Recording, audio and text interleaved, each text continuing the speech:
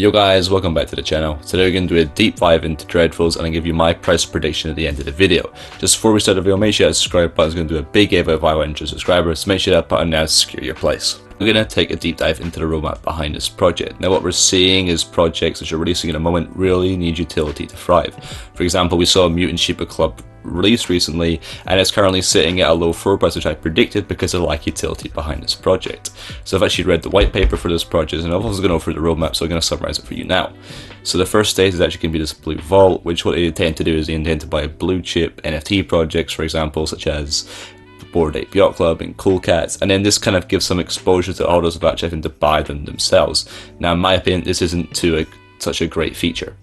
Next is going to be staking, and in my opinion this is the most essential and the best feature behind this project.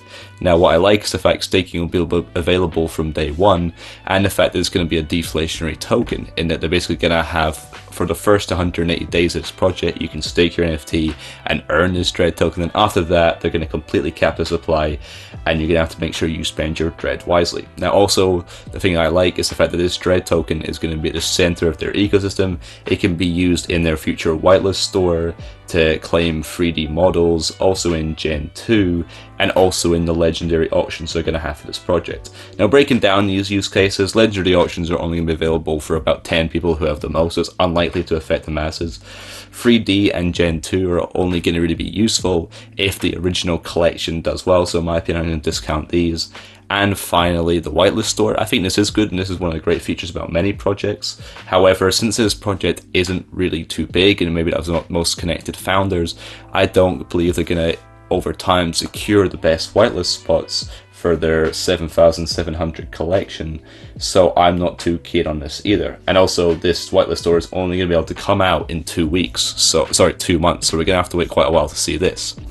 You can see the next step is going to be this forum with the Friends DAO, and again this is basically just saying it's going to be a community-led project, which is somewhat true, but also the founders will really decide what happens behind this project.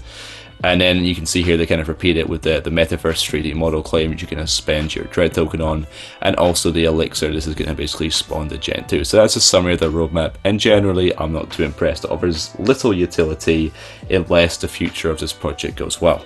Looking at the team behind this project, we can see it's quite small with only 4 key members behind the team. Now I've scrolled through the Twitter of each of these individuals and I've not been able to see that they've actually doxed themselves. I know it must be different within the Discord as I'm not actually in the Discord this time. However, I do believe these founders are actually undoxed, which is something which I do not like to see within this space. Now if you head over to the Twitter, we can see the mint details behind this project. So they're going to have a 7.7k collection with a whitelist mint price of 0.088 Ethereum and a public mint price of 0.098 Ethereum. So I do like the fact that it's going to be a decently small collection, and also the fact that it's going to be a cheap mint price, which should help this project. In terms of hype around this project, it has over 80,000 Twitter followers, so the hype of this project is actually okay. If you scroll down, we can take a look at the art, and it's similar to this Freelander style of art. It's kind of got these different factions, these different characters behind them, and then they'll kind of create NFTs around them. So now time for my price prediction for this project. What I think going to happen is that initially we're going to see a couple of sales, only a few around that 0.2 mark, and then it's going to drop quickly down into that 0.1 level, and I think potentially even get to the lower end of 0.1 as people are really just trying to flip and make money in this current market. And over time and post reveal, I believe we could even see this project dip below its mint price of 0.088 Ethereum.